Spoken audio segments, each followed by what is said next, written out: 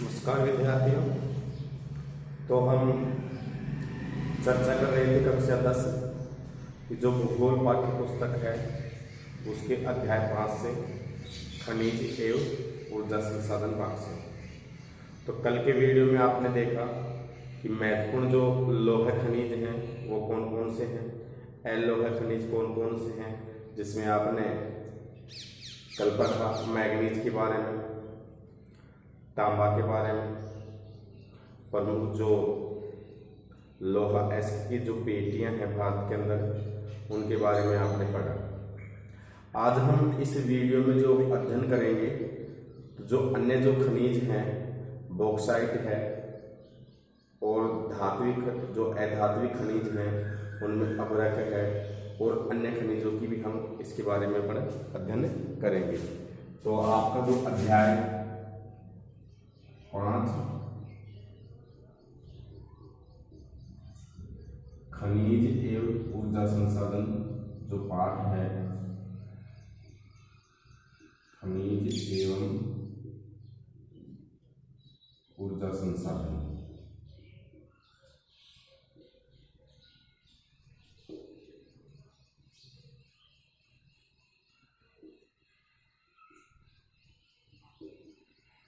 तो इस पाठ से हम पढ़ रहे थे कल अलोह खनिजों के बारे में पढ़ रहे थे, जिसमें आपने तांबा के बारे में पढ़ा। आज हम इस वीडियो की जो शुरुआत है वो अलोह खनिजों में ही बॉक्साइट से करते हैं।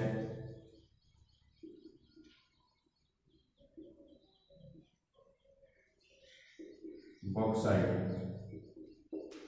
देखिए, ये भी एक खनिज है जो अलोह खनिजों की श्रेणी में आता है। बॉक्साइट एक खनिज है जो अलोह खनिजों की श्रेणी में आता है। अगर हम बात करते हैं तो जो खनिज है इसका जो उपयोग है विशेषकर वो एल्यूमिनियम बनाने, तो बॉक्साइट का जो ज्यादातर जो उपयोग है वो एल्यूमिनियम बनाने के काम में आता है। देखिए, हम कह सकते हैं कि यह एस्क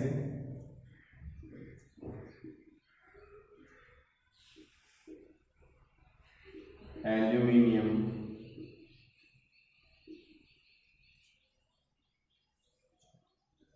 यह एस्क जो एल्यूमिनियम बनाने के काम में आता है, बनाने के काम में आता है।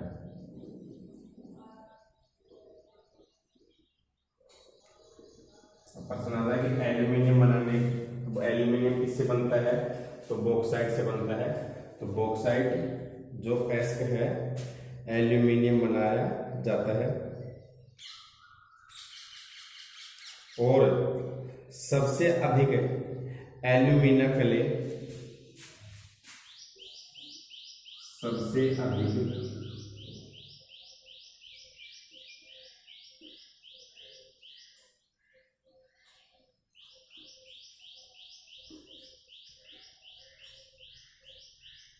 कले जो पदार्थ होता है, सबसे अधिक एल्यूमिनियम कले जैसे दिखने वाला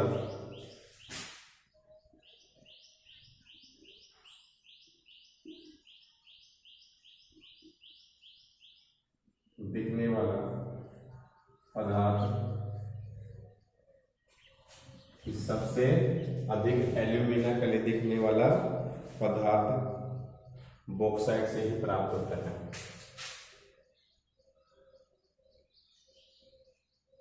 बॉक्साइट से ही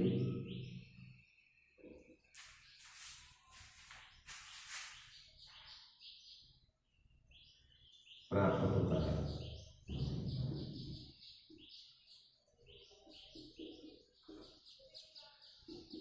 तो देखिए, यह एस्क है जो एल्यूमिनियम बनाने के काम आता है। एल्यूमिनियम में सबसे ज्यादा प्रयोग किए जाने वाला जो एस्क है वो बॉक्साइट है और सबसे अधिक एल्यूमिनियम कले जैसे दिखने वाला जो पदार्थ होता है एल्यूमिनियम के अंदर वो बॉक्साइट से ही क्या होता है, प्राप्त होता है। अब अगर अपन बात करते हैं तो भारत में जो ये बॉक्साइट है ये धारवाड़ और विंध्याचल की क्रम की लावा चट्टानों से प्राप्त होता है। भारत में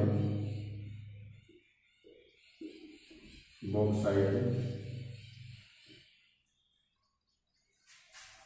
धारवाड़ व विंध्याचल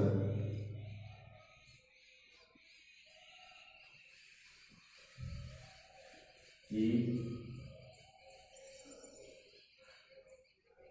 क्रम लावा चट्टानों से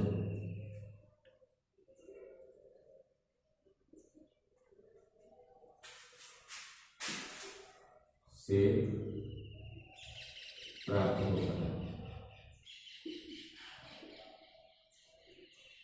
भारत में जो बॉक्साइट है वो धारवाड़ और विंध्याचल की जो क्रम लावा चट्टानें हैं उनसे ये भारत के अंदर क्या होता है, प्राप्त होता है। और देखिए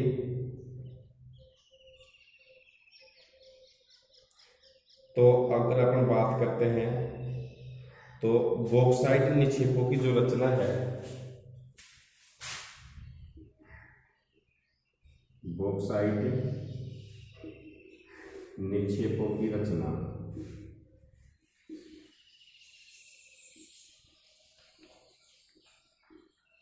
कि बॉक्साइट जो निक्षेप हैं वो किससे बनते हैं, तो बॉक्साइट निक्षेपों की रचना एल्यूमिनियम की जो सिलिकेटों से समृद्ध, एल्यूमिनियम सिलिकेटों से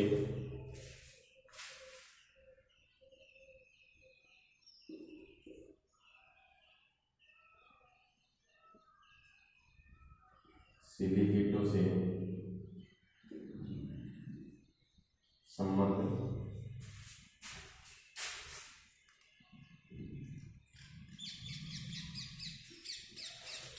कि बॉक्साइट निक्षेपों की रचना एल्यूमिनियम सिलिकेटों से संबंधित व्यापक विभिन्नता वाली चट्टानों के व्यापक विभिन्नता वाली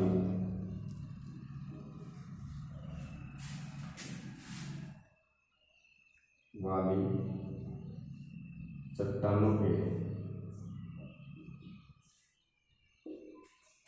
अपघटन से होता है।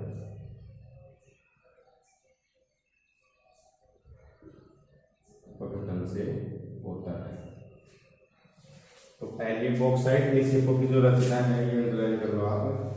एल्यूमिनियम निक्षेपों की रचना एल्यूमिनियम सिलिकेटों से संबद्ध जो व्यापक विभिन्नता वाली जो चट्टानें होती हैं उनके टूटने से इस बॉक्साइट का क्या होता है, निर्माण होता है। अब देखिए इसकी जो विशेषताएं हैं एल्यूमिनियम की,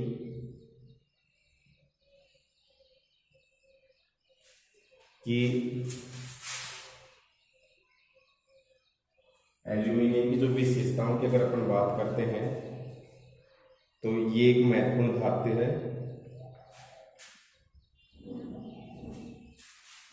यह एक महत्वपूर्ण धातु है जो लोहे जैसी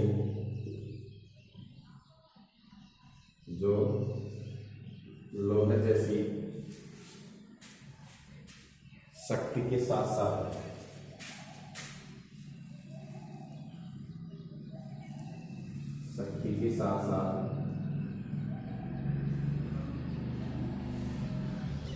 हल्की व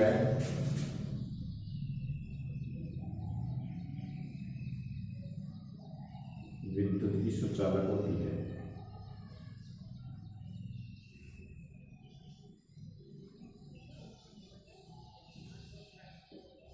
हल्की व विद्युत की क्या होती है, सुचालक होती है।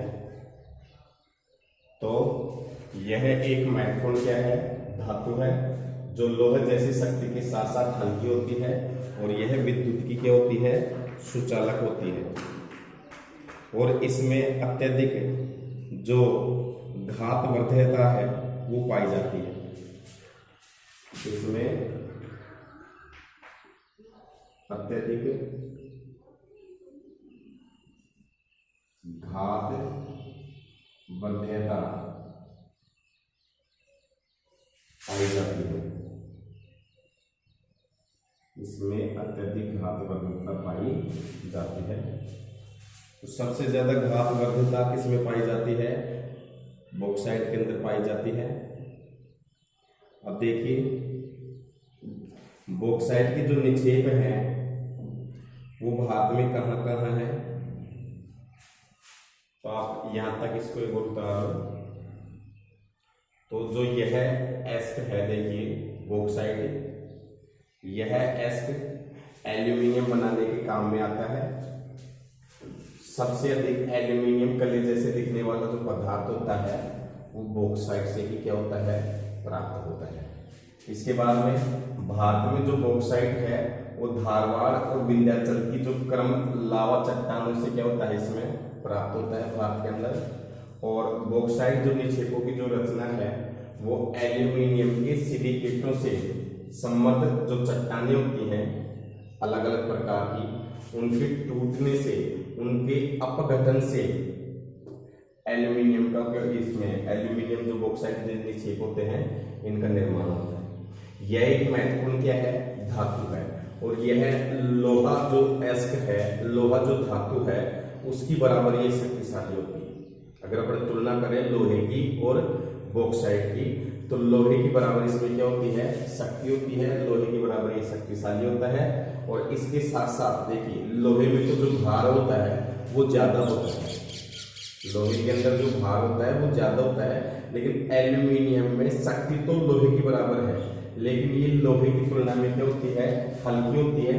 और विद्युत की क्या होती है? ये सुचालक होती है। और सबसे अधिक इसमें घात वरीयता पाई जाती है। इसके बाद में आप एक बार इसको उतार लो।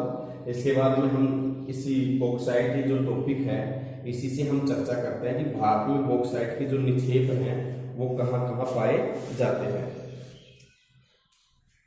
तो एक बार आप उतार लीजिए इसको।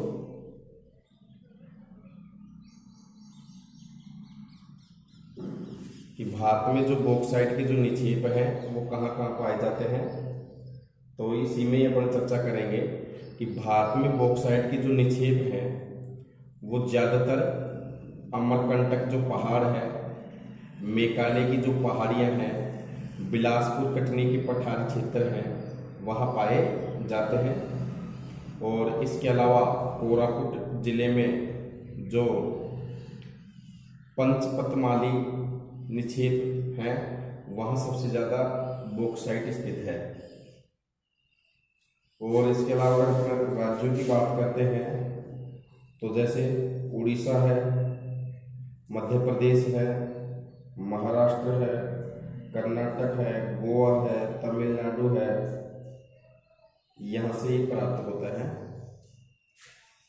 तो देखिए नंबर 4 हम चर्चा करते हैं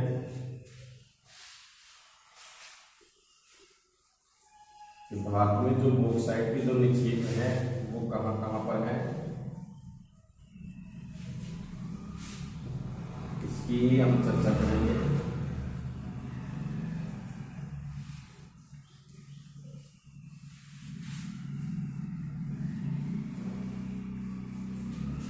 भारत में बॉक्साइट के निक्षेप।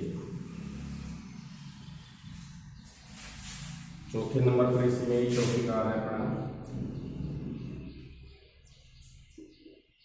भारत में बॉक्साइट के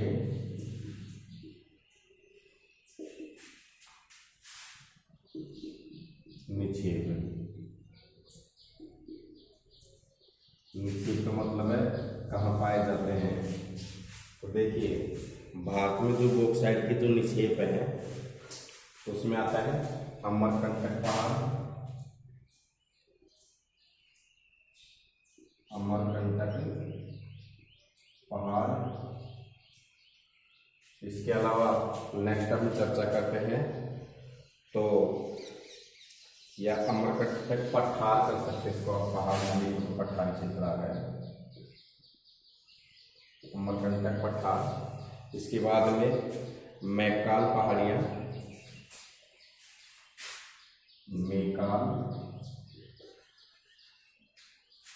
पहाड़ियाँ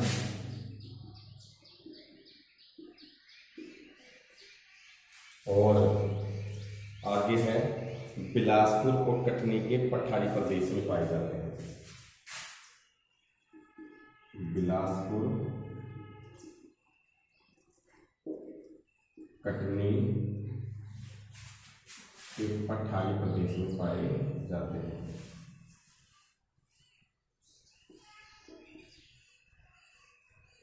प्रदेश में पाए जाते हैं।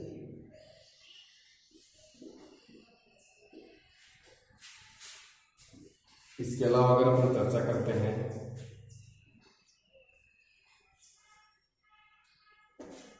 तो देखिए 5वें नंबर पर अपन चर्चा करते हैं तो उड़ीसा भारत का सबसे बड़ा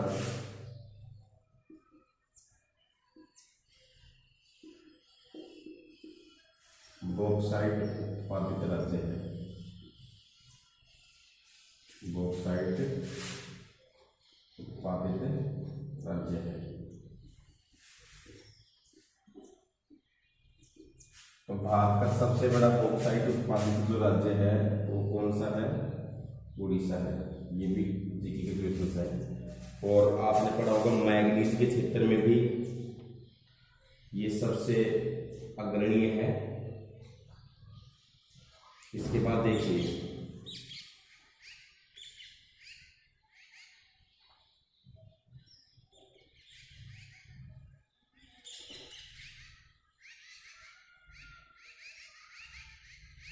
कि जो इसमें जो बॉक्साइट का जो उपयोग है ये भी आप लिख सकते हो।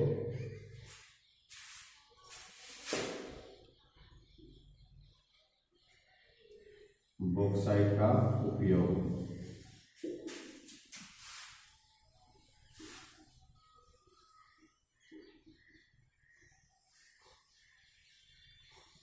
देखिए जो बॉक्साइट का जो उपयोग है वो किस किस में किया जाता है? तो आप जानते हो विद्युत का क्या है कि सुचालक है। तो देखिए विद्युत उद्योगों में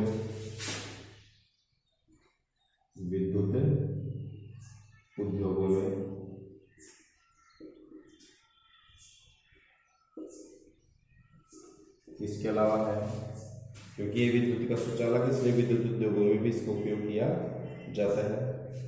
मशीनरी उद्योगों में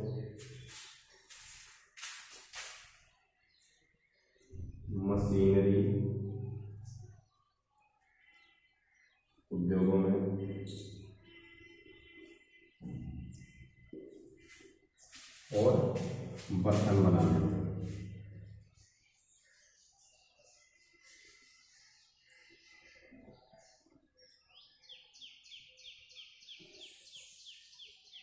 बर्तन बनाने में किया जाता है।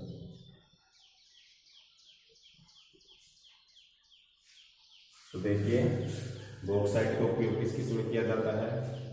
बॉक्साइट का जो उपयोग है विद्युत उद्योगों में, मशीनरी उद्योग में और बर्तन बनाने में बॉक्साइट का उपयोग किया जाता है। तो आप इसको कर सकते हो कि भारत में जो बॉक्साइट के जो निक्षेप हैं वो कहाँ है? अमरकंटक जो पठारी क्षेत्र है, मैकाले पहाड़ियाँ हैं, बिलासपुर कटनी के पठारी प्रदेशों में ये इनके निक्षेप पाए जाते हैं। और उड़ीसा भारत का सबसे बड़ा बॉक्साइट उत्पादक क्या है? राज्य है। और बॉक्साइट का जो उपयोग है वो विद्युत उद्योगों में, मशीनरी उद्योगों में और इसके अलावा बर्तन बनाने में भी इसका उपयोग किया जाता है। तो आप एक बार इसको उतार लीजिए।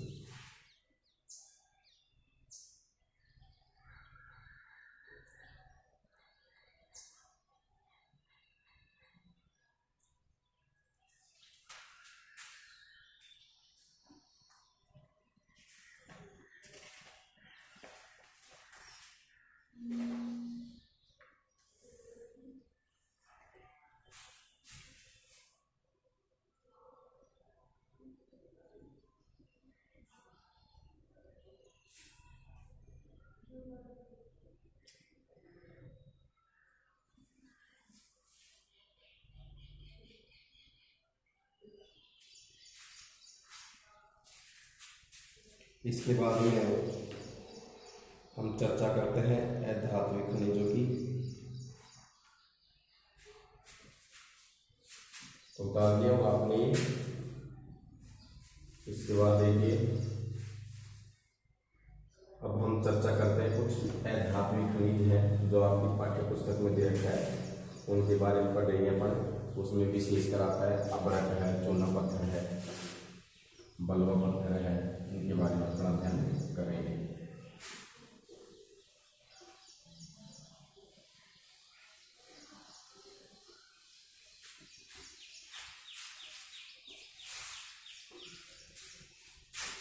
तो अपन पढ़ेंगे अधात्विक खनिज।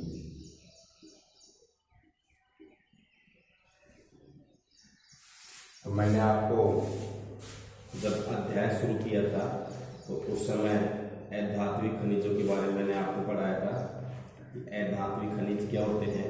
कि वे खनिज जिसमें धातु का अंश नहीं पाया जाता है तो अधात्विक खनिज कहलाते हैं। चूना पत्थर, डोलोमाइट, अभ्रक, जिप्सम आदि इसी प्रकार के क्या हैं, खनिज हैं।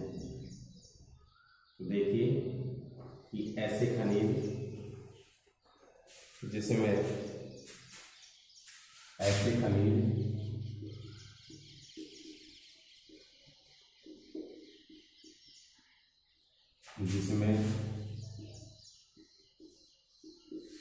धातु का अंश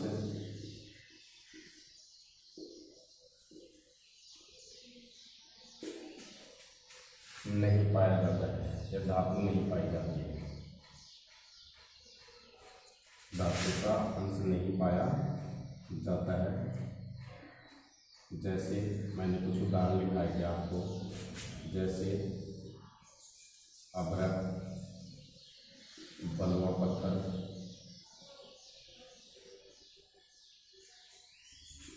चूना पत्थर,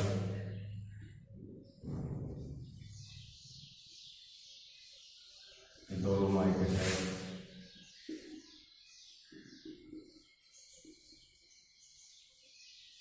आदि। तो देखिए कि अब हम कुछ अधात्विक खनिजों के बारे में अध्ययन करेंगे कि भाई जो अधात्विक खनिज हैं वो कौन कौन से हैं। तो सबसे पहले अधात्विक खनिज की जो परिभाषा आपको मैंने पाठ शुरू करने से पहले भी बताई थी और अब फिर एक बार दोहरा देते हैं कि अधात्विक खनिज ऐसे खनिज जिसमें धातु का अंश नहीं पाया जाता है। तो हमने दो प्रकार के जो खनिजों के बारे में, तीन प्रकार के खनिजों के बारे में पढ़े थे। धात्विक खनिज, तो धात्विक खनिज धातु पाई जाती है, दो प्रकार के होते हैं, लोह और अलोह, जो अपन पढ़ चुके हैं। अधात्विक खनिज जिसमें धातु का अंश नहीं पाया जाता है, तो कौन कौन से खनिज हैं जिसके अंदर धातु का अंश नहीं पाया जाता है। तो ऐसे खनिजों में आते हैं अभ्रक, बलुआ पत्थर, चूना पत्थर, डोलोमाइट है, और भी अन्य कई प्रकार के खनिज हैं, संगमरमर आ गया। तो ये इस प्रकार के खनिज हैं, इनको हम अधात्विक खनिजों की श्रेणी में रखते हैं। तो हम इसी से ही जो पहले नंबर पर आता है अभ्रक के बारे में पढ़ेंगे। अभ्रक कि अभ्रक है क्या। तो देखिए कि जो अभ्रक है यह एक ऐसा खनिज है, एक ऐसा खनिज है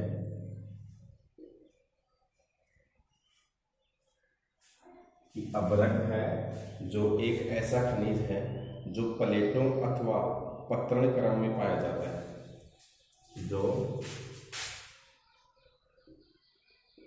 प्लेटों व पत्रण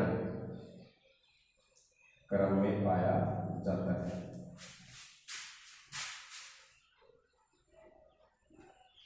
पत्रण क्रम में पाया जाता है।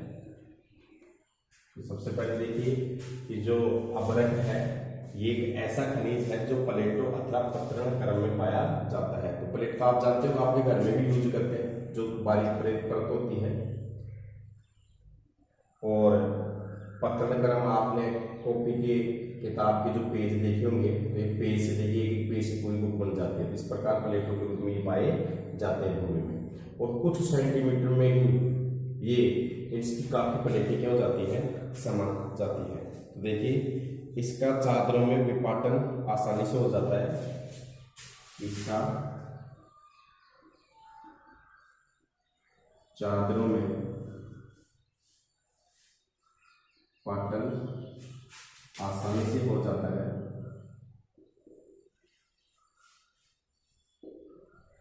आसानी से हो जाता है, ये काफी महीन होती है परतें। देखिए तो इसकी चादरों का जो पाटन है, जो इसको उपाड़ते हैं अपन, आसानी से हो जाता है। और 1000 परतें कुछ सेंटीमीटर ऊंचाई में ही शामिल हो जाती है। देखिए ये इतनी महीन होता है, ये इतना महीन, महीन का मतलब होता है बारीक, ये इतना महीन होता है कि कुछ 1000 परतें कुछ सेंटीमीटर ऊंचाई में ही 1000 परतें कुछ सेंटीमीटर ऊंचाई में ही समाहित हो जाती है, समाहित हो जाती है।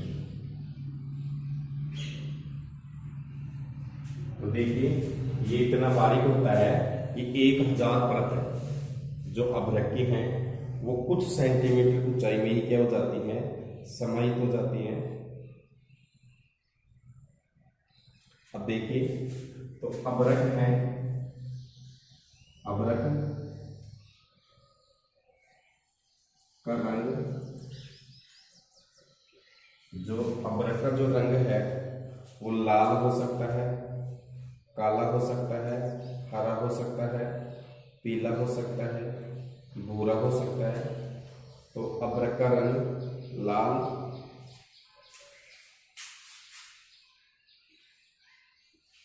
काला, पीला, हरा, भूरा हो सकता है। तो रंग बिरंगी पाई जाती है। तो अभ्रक का जो रंग है वो रेड हो सकता है, ब्लू हो सकता है, येलो हो सकता है, ग्रीन हो सकता है, ब्राउन हो सकता है। तो अभ्रक का जो रंग है वो लाल, पीला, काला, हरा, भूरा कैसा भी हो सकता है।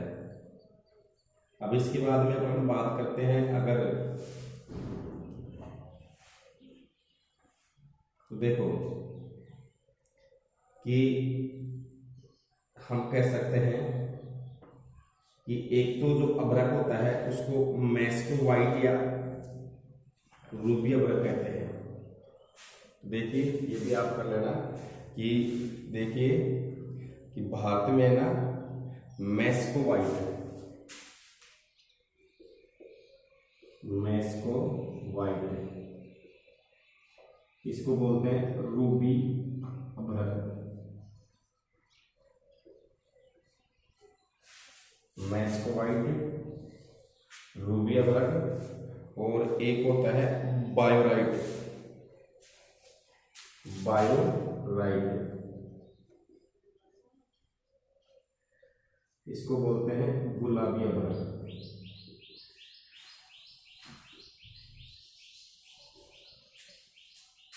काइंट्री चट्टानों से प्राप्त होता है।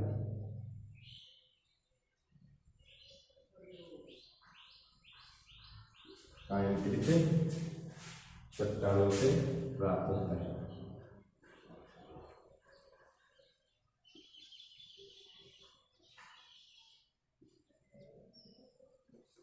तो देखिए तो अभ्रक का जो रंग है लाल, काला, पीला, हरा, भूरा कैसा भी हो सकता है। भारत में ज्यादातर 2 प्रकार के जो अभ्रक हैं वो एक को कहते हैं अपन मैस्कोवाइट, जिसको रूबिया ब्लैक कहा जाता है, और एक है बायोलाइट, जिसको हम गुलाबिया ब्लैक कहते हैं। ये कायंत्री जो चट्टान होती है, जो कायंत्री जो सेलें होती हैं, इनसे ये प्राप्त किया जाता है। एक बार आप उतार लीजिए इसको, फिर आगे और लिखाएंगे हम इसी में ही। तो देखिए,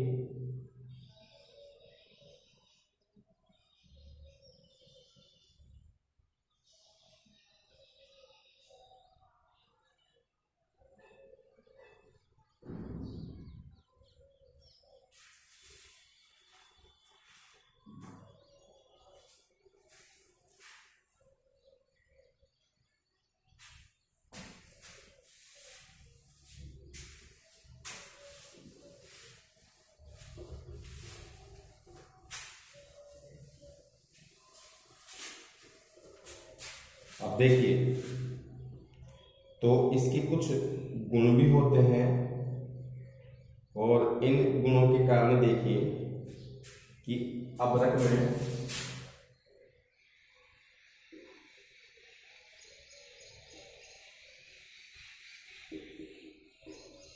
सर्वोच्च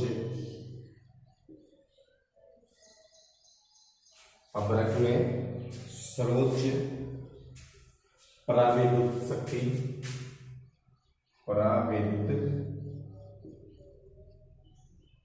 शक्ति अबरक में परावैद्युत शक्ति, निम्न ऊर्जा का ह्रास गुणांक या ऊर्जा ह्रास का निम्न गुणांक,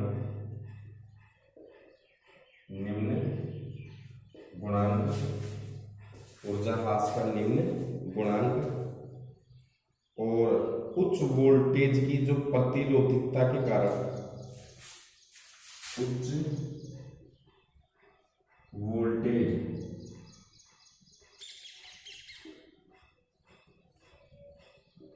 की प्रतिरोधिता के कारण,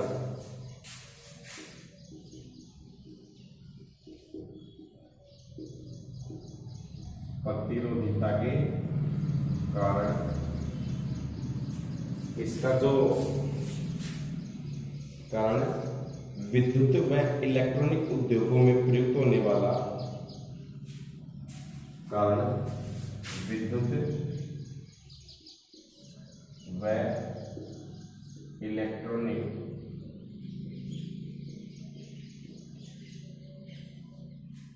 उद्योगों में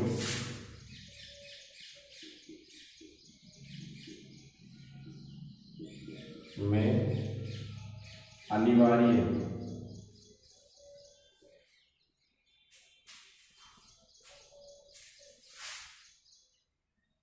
उपयोग में आने वाला खनिज है,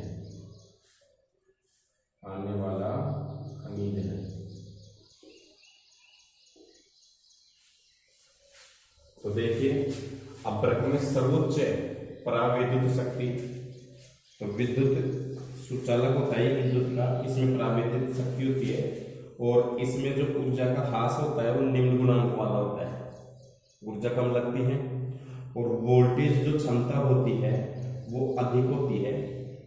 इसी कारण अबरक है, इसका उपयोग विद्युत व इलेक्ट्रॉनिक उद्योगों में अनिवार्य रूप से ही काम में लिया जाता है।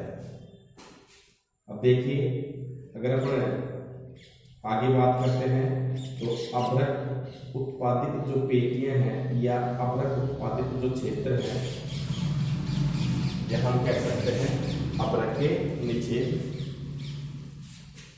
तो एक बार आप यहाँ से देख लीजिए, एक बार और दोहरा देते हैं। तो अबरक यह एक ऐसा खनिज है जो प्लेटो व पतन क्रम में पाया जाता है, प्लेटो व पतन क्रम में पाया जाता है।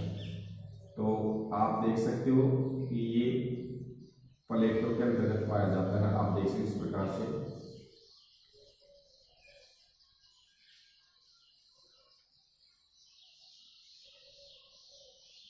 तो ये प्लेटो के रूप में पाया जाता है, पतन के रूप में पाया जाता है। और इसकी चादरों के रूप में इसका पाटन आसानी से हो जाता है। इसको अगर अपन खनन करेंगे तो चादरों के रूप में, परत के रूप में इसका पाटन होता है। ये इतना बारीक होता है कि 1000 परतें कुछ सेंटीमीटर ऊंचाई में ही क्या हो जाती है, समाहित हो जाती है। इतना बारीक होता है ये। अभ्रक का जो रंग है, इसका रंग लाल हो सकता है, काला हो सकता है, पीला हो सकता है, हरा हो सकता है, भूरा हो सकता है। अगर अपन भात की बात करते हैं तो भात में जो अभ्रक है, एक तो मैस्कोवाइट जिसको अपन बोलते हैं रूबी अभ्रक, और एक है बायोराइट, इसको बोलते हैं अपने गुलाबी अभ्रक। ये जो कायंत्री जो चट्टानें होती हैं, जो कायंत्री जो शैलें होती हैं, उनसे ये क्या होता है, प्राप्त होता है। इसके बाद देखिए अभ्रक के अंदर है सर्वोच्च प्रावैधिक शक्ति होती है। ये जो विद्युत सुचालक होने के कारण इसमें प्रावैधिक शक्ति होती है ज्यादा। ऊर्जा का जो हास है, ऊर्जा की जो खपत है, वो इसमें निम्न, कम से कम होती है, निम्न गुणांक होता है। और जो वोल्टेज जो क्षमता है ऊर्जा की, वो इसमें अधिक होती है प्रतिरोधिता के कारण, उच्च वोल्टेज की प्रतिरोधिता के कारण। अगर अत्यधिक अगर वोल्टेज आ जाते हैं तो इसमें प्रतिरोधी का ये काम कर सकता है। इस कारण से विद्युत और इलेक्ट्रॉनिक उद्योग हैं, उनमें ये अनिवार्य उपयोग में आने वाला क्या है, खनिज है। इसके बाद में अगर अपन चर्चा करते हैं कि भारत के अंदर जो अभ्रक के जो निक्षेप है वो कहाँ कहाँ पर है, अभ्रक कहाँ कहाँ पाया जाता है, तो नेक्स्ट अपन इसमें करते हैं अभ्रक के निक्षेप।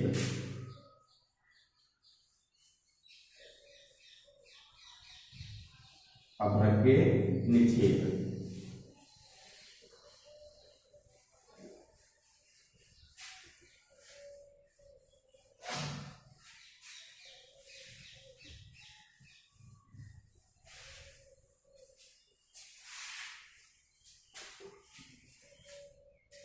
तो देखिए नंबर 5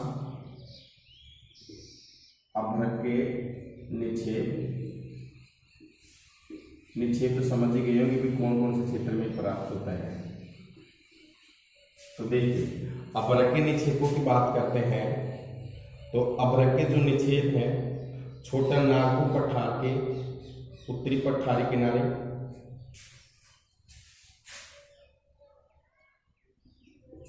छोटा नागपुर पठार के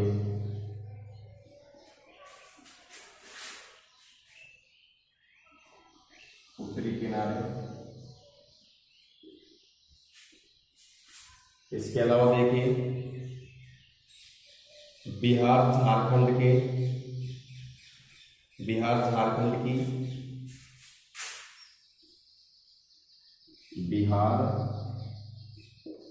झारखंड 2002 बिहार से अलग हुआ है झारखंड। ये बिहार और झारखंड की कोडरमा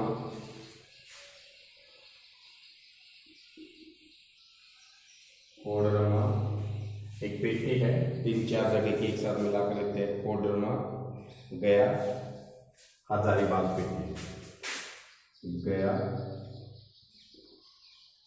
हजारीबाग पेटी में, हजारीबाग पेटी में। और इसके बाद में अगर अपन आगे चर्चा करते हैं तो हमारा जो राजस्थान है, राजस्थान में इसकी अगर अपन बात करते हैं तो राजस्थान में अजमेर के आसपास में ज़्यादातर ये पाया जाता है। राजस्थान में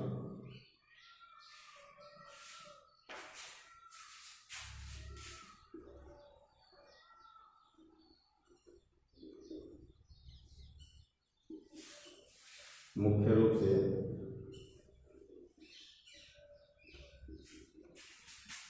अजमेर के आसपास के क्षेत्रों में, अजमेर के आसपास क्षेत्रों में। तो राजस्थान में अभ्रक कहाँ पाया जाता है? अजमेर के आसपास के क्षेत्रों में। आंध्र प्रदेश के नेल्लोर में,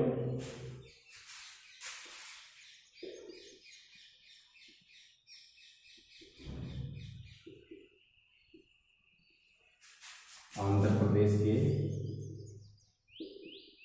नेल्लोर में, आंध्र प्रदेश के नेल्लोर में देश की या अभ्रक पेटी महत्वपूर्ण है। इसके अलावा आप कर सकते हो कि जो आंध्र प्रदेश में है, नेल्लोर है, गुंटूर है, कुड़प्पा है। भीलवाड़ा राजस्थान में अगर बात करते हैं तो भीलवाड़ा, अजमेर, जयपुर, उदयपुर टोंक में। और झारखंड की बात करते हैं तो हजारीबाग है, कोडरमा है, गिरगिट है, धनबाद है, बोकारो, पलामू। बिहार में औरंगाबाद, गया, नवादा, बेगूसराय बताई दिया। तमिलनाडु में देखिए कोयम्बटूर और मदुरई। तमिलनाडु में और भी कई हैं,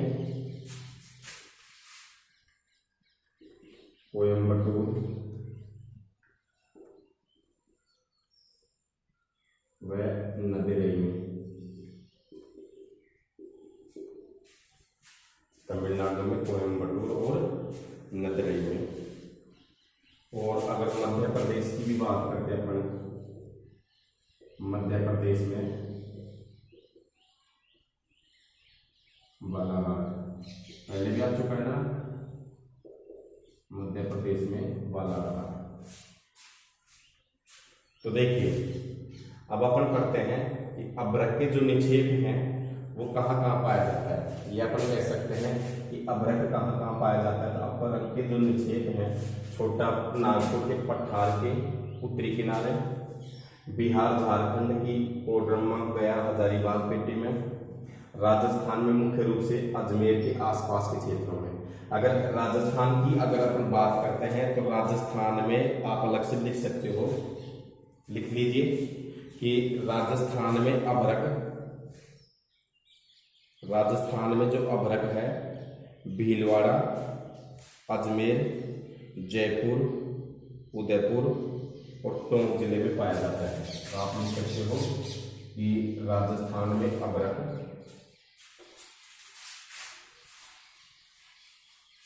नोट लगा कर लिख लो।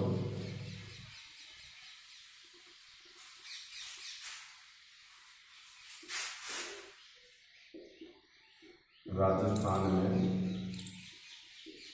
अभ्रक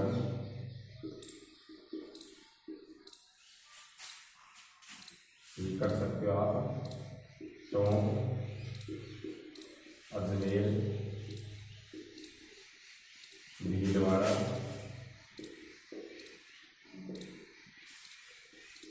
जयपुर।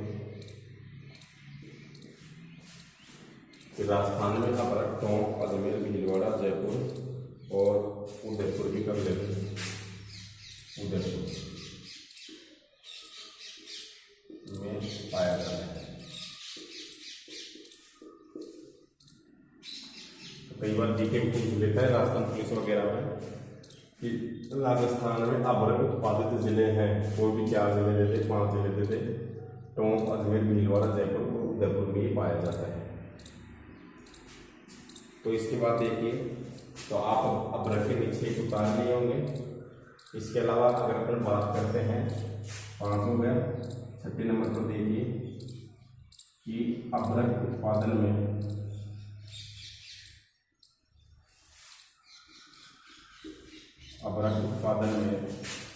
भारत का विश्व में प्रथम स्थान है।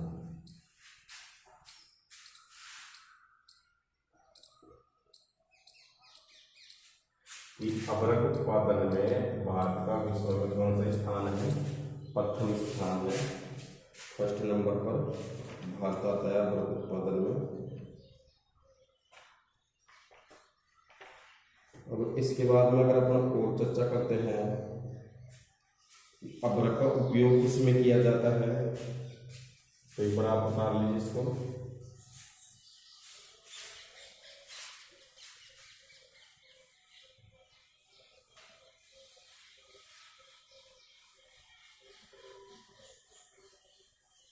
अब चर्चा करते हैं अपन कि अभ्रक है, इसका उपयोग किसमें किया जाता है।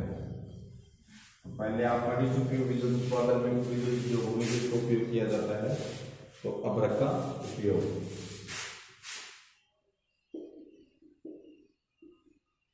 अभ्रक का उपयोग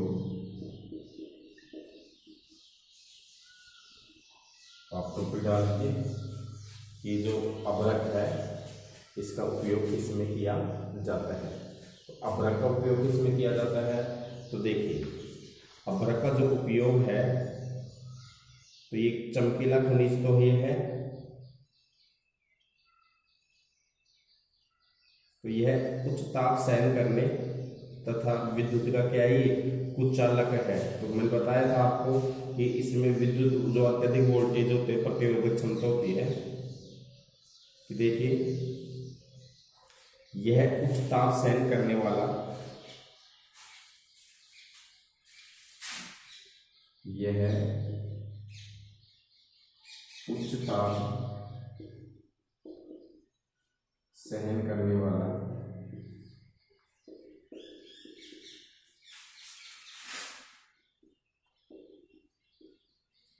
विद्युत का कुचालक,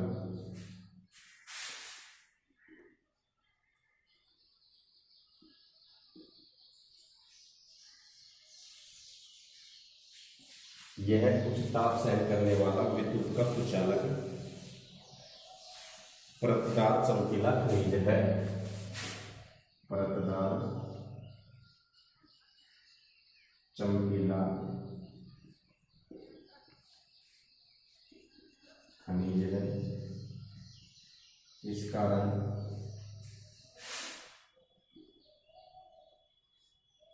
इसका उपयोग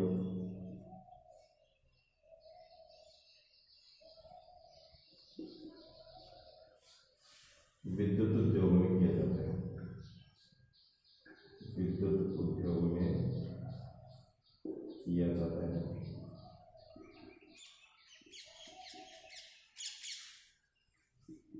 तो देखिए, तो आपने पढ़ा था कि भाई जो ये है अभ्रक है, ये सर्वोच्च परावैद्युत शक्ति होती है, इसमें ऊर्जा का ह्रास का निम्न गुणांक होता है, और जो वोल्टेज प्रतिरोधित होने के कारण विद्युत उद्योग में इसका उपयोग किया जाता है। प्रति वोल्टेज उच्च ताप सहन करने की इसमें क्षमता होती है, तो इस कारण विद्युत का ये कुचालक होता है। तो इसका उपयोग देखिए, यह उच्च ताप सहन करने वाला विद्युत का कुचालक परतदार चमकीला खनिज है। इस कारण इसका उपयोग विद्युत उपयोग में किया जाता है। इसके अलावा अगर अपन चर्चा करते हैं तो दूसरे नंबर पर देखिए, वायुयान उद्योगों में, वायुयान उद्योगों में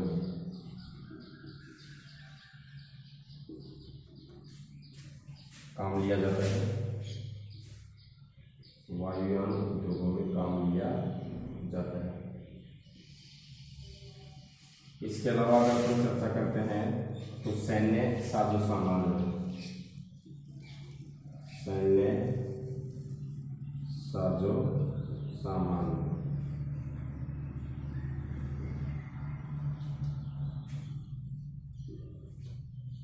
प्रयोग किया जाता है।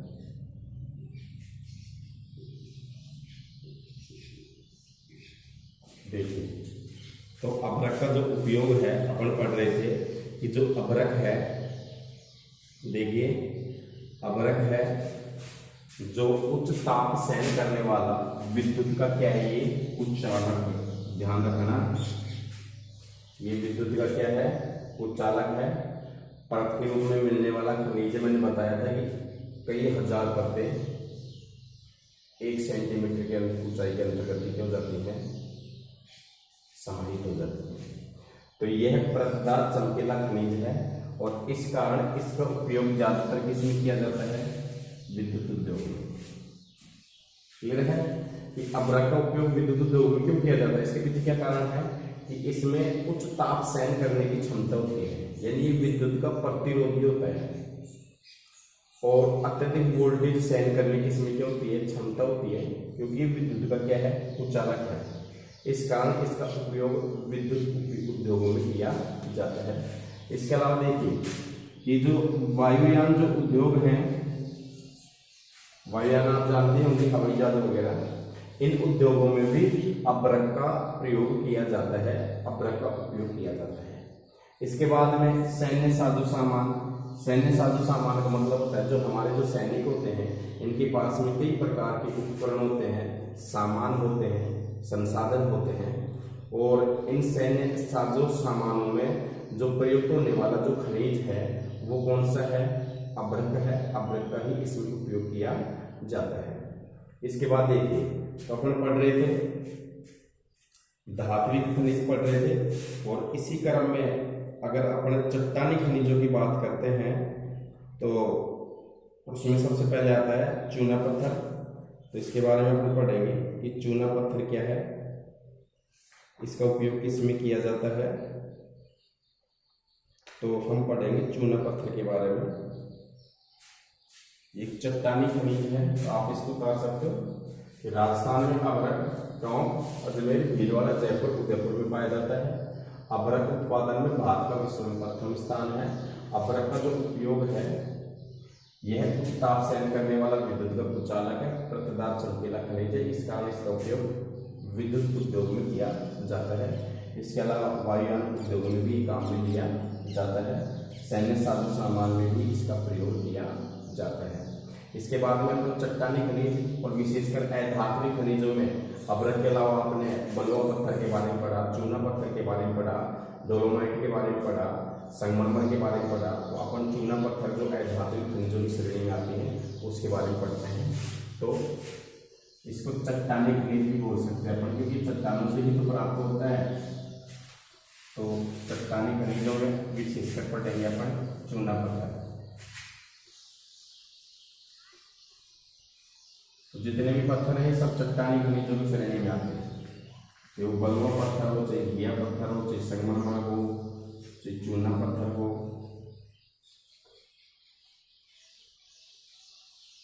इसके बाद देखिए हम पढ़ेंगे चूना पत्थर।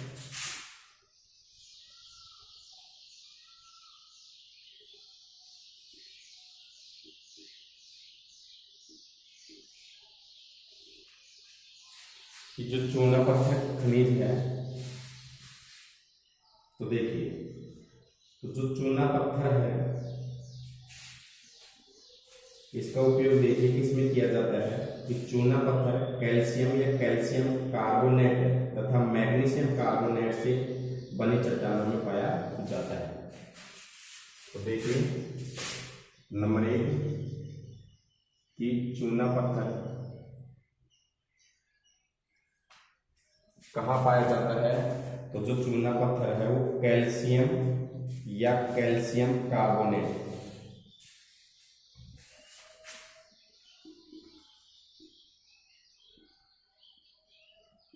कैल्शियम या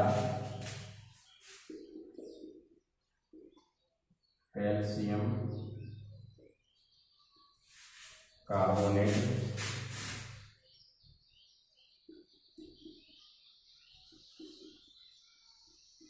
चूना पत्थर कैल्शियम या कैल्शियम कार्बोनेट या मैग्नीशियम कार्बोनेट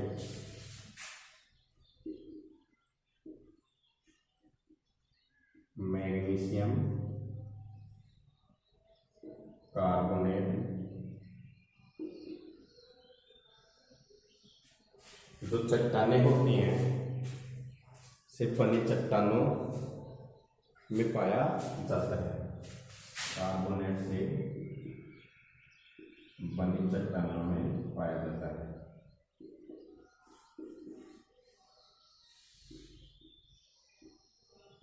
चट्टानों में पाया जाता है। अब देखिए यहीं से प्रश्न बनता है कि चूना पत्थर कहाँ पाया जाता है या चूना पत्थर किस प्रकार के चट्टानों में पाया जाता है। तो जो चूना पत्थर है ये कैल्शियम या कैल्शियम कार्बोनेट, मैग्नीशियम या मैग्नीशियम कार्बोनेट से जो चट्टानें बनी होती हैं, उन चट्टानों में मिलने वाला जो खनिज है वो कौन सा है? चूना पत्थर है। आप आसानी से जानते हो कि चूना पत्थर का उपयोग सीमेंट बनाने में भी किया जाता है। और देखिए ये बात करते हैं तो विशेषकर ये अवसादित चट्टानों में पाया जाता है। अवसादित चट्टानों से पाया जाता है या अवसादित चट्टानों से बना होता है या अवसादित चट्टानों में पाया जाता है।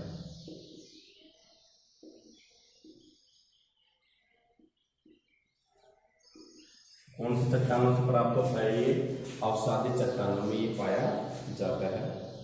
और देखिए, और यह सीमेंट उद्योग के लिए एक कच्चा माल है। देखिए कि चूना पत्थर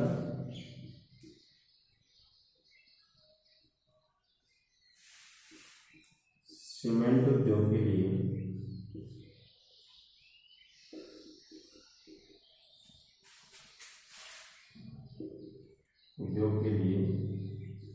आधारभूत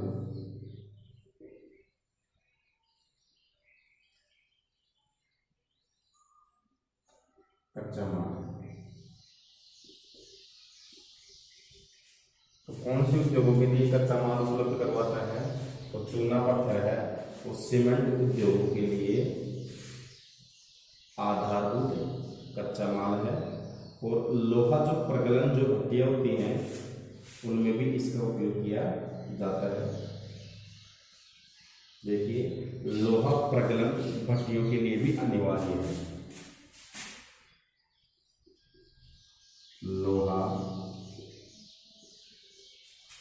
प्रगलन भट्टियों के लिए, जहां लोहे को पिघलाया जाता है उसको लोहा प्रगलन भट्टियां बोलते हैं। लोहा प्रगलन भट्टियों के लिए अनिवार्य है, जरूरी है। तो लोहा प्रगलन भट्टियों के लिए क्या है? ये अनिवार्य है, जरूरी है। तो देखिए इसके बाद हम देखिए तो आगे हम एक बार आप इसको उतार लीजिए।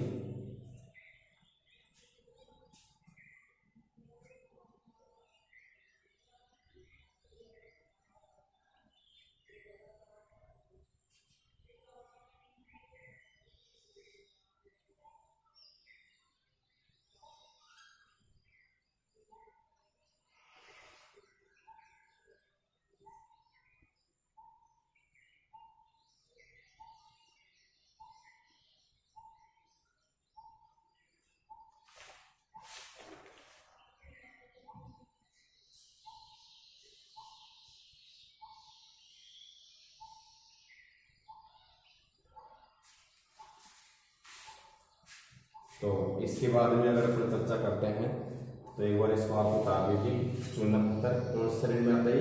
अधात्विक शरीर में आता है, चट्टानी खनिज भी कहते हैं इसको। तो देखिए कि चूना पत्थर कैल्शियम या कैल्शियम कार्बोनेट या मैग्नीशियम कार्बोनेट से जो बनी हुई जो चट्टानें होती हैं वहाँ इसका उपयोग किया जाता है, वहाँ से ये प्राप्त होता है या पाया जाता है। विशेषकर जो है ये अवसादी चट्टानों में पाया जाता है। कहाँ पाया जाता है? विशेषकर ये अवसादी चट्टानों में पाया जाता है। और जो चूना पत्थर है ये सीमेंट उद्योग के लिए, कौन से उद्योग के लिए? सीमेंट उद्योग के लिए ये आधारभूत और कच्चा माल क्या कराता है? ये उपलब्ध करवाता है। और लोहा प्रगलन की जो भट्टियां होती हैं, लोहा प्रगलन जो भट्टियां होती हैं उनके लिए भी अनिवार्य है, कंपलसरी है, जरूरी है। तो इस प्रकार देखिए कि अब चूना अपन परस्पेक्टिव में आप उसको उतार लिए होंगे। अब देखिए चूना पत्थर उत्पादित जो क्षेत्र है वो कौन कौन से हैं? तो आप मैप में उतारिए इसको। पहले मैं राज्य का नाम देता हूँ आपको कि चूना पत्थर उत्पादित राज्यों का अंश। चूना पत्थर उत्पादित राज्यों का अंश। तो देखिए, तो आप पूछ भी सकता है कि भारत में चूना पत्थर उत्पादित राज्य कौन कौन से हैं। तो आप देख सकते हैं इसमें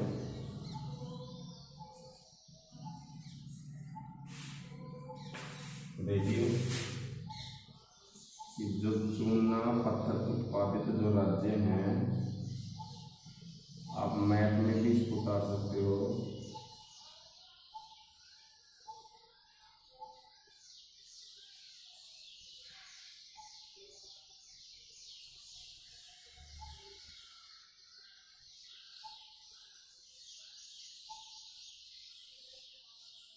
अब देखिए किस राज्य का कौन कितना कितना अंश है। तो सबसे पहले अगर अपन बात करते हैं तो राजस्थान की बात करते हैं।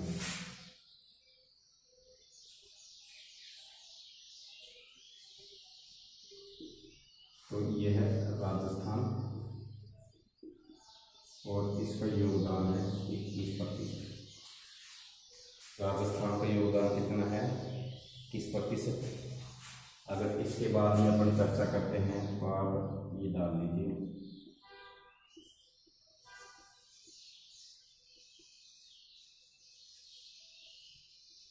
मध्य प्रदेश।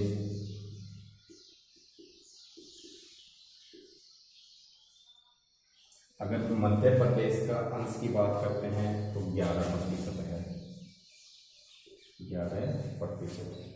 इसके बाद देखिए आंध्र प्रदेश,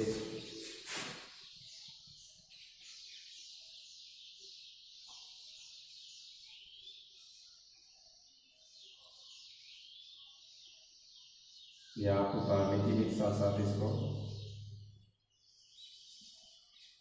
आंध्र प्रदेश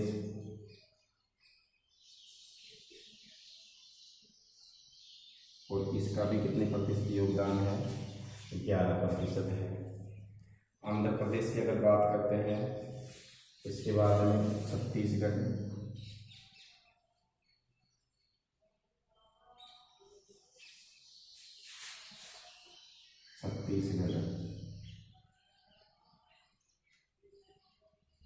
इसका 10% योगदान है।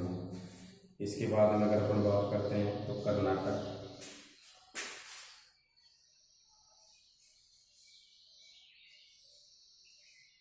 अलग अलग आप किसी भी प्रकार से दर्शा सकते हो संकेत में इनको। तो ये कर्नाटक, और कर्नाटक का जो योगदान है वो भी 10% है। कर्नाटक की अगर बात करते हैं तो गुजरात,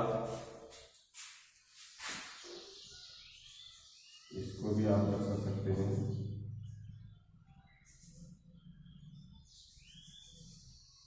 ये थोड़ा बड़ा बन गया ना।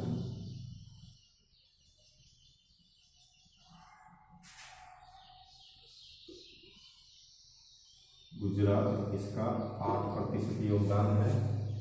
और इसके बाद में तमिलनाडु, इसको और आप अन्य तरीके से दर्शा सकते हैं इसको।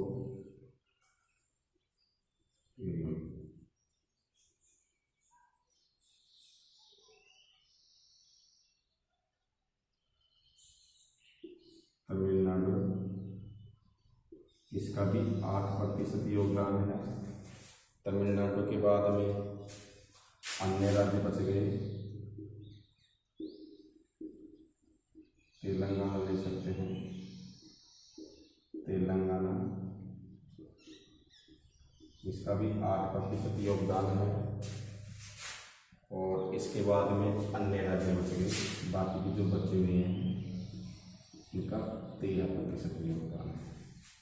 तो देखिए भैया जी, चूना पत्थर उत्पादित जो राज्यों का अंश है वो इस प्रकार से है, आप डायग्राम के माध्यम से देख सकते हैं कि राजस्थान है, इसका 21% योगदान है। मध्य प्रदेश है, इसका 11% योगदान है। आंध्र प्रदेश है, इसका भी 11% योगदान है। छत्तीसगढ़ है, 10% योगदान है। कर्नाटक है, 10% योगदान है। गुजरात का 8% योगदान है। तमिलनाडु का 8% योगदान है। तेलंगाना का 8% योगदान है। और जो बच गए, जो अन्य राज्य बच गए, तो वो हो गए। तो चूना पत्थर उत्पादित अगर राज्यों के नाम पूछे तो आप ये बता देना, राजस्थान, मध्य प्रदेश, आंध्र प्रदेश, छत्तीसगढ़, कर्नाटक, गुजरात, तमिलनाडु और तेलंगाना चूना पत्थर के नीचे पाए जाते हैं। यहाँ पर यह चूना पत्थर उत्पादित किए हैं राज्य हैं। इसके बाद में जो आगे अपन पढ़ेंगे कि जो खनन कार्य है या खनन को घातक उद्योग क्यों है, या खनन कार्य से कौन कौन से पर्यावरणीय या मानवीय स्वास्थ्य पर इसके क्या प्रभाव पड़ते हैं, इसके बारे में अपन जो अध्ययन करेंगे। तो आपका जो अगला जो वीडियो होगा इसी से संबंधित होगा कि भाई खनन संरक्षण क्या है या खनन के जोखिम कौन कौन से हैं, इसके बारे में अपन क्या करेंगे, अध्ययन करेंगे। इसके बाद आप वीडियो को नियमित देखें और जो भी नोट्स वगैरह हैं, जो भी आपको लिखाए जाते हैं, या आप बोर्ड पर से अगर जल्दबाजी में होते हो, अगर जल्दी थोड़ा उतर जाता है तो आप इसको रोक करके भी नोट्स वगैरह उतार लिया करो। और अगर फिर भी कोई समस्या आती है तो मैं रोज़ाना बार बार बताता हूँ आपको, कमेंट के द्वारा आप मेरे को सूचित कर सकते हो और अपनी जो समस्या है उसका निदान पा सकते हो। धन्यवाद।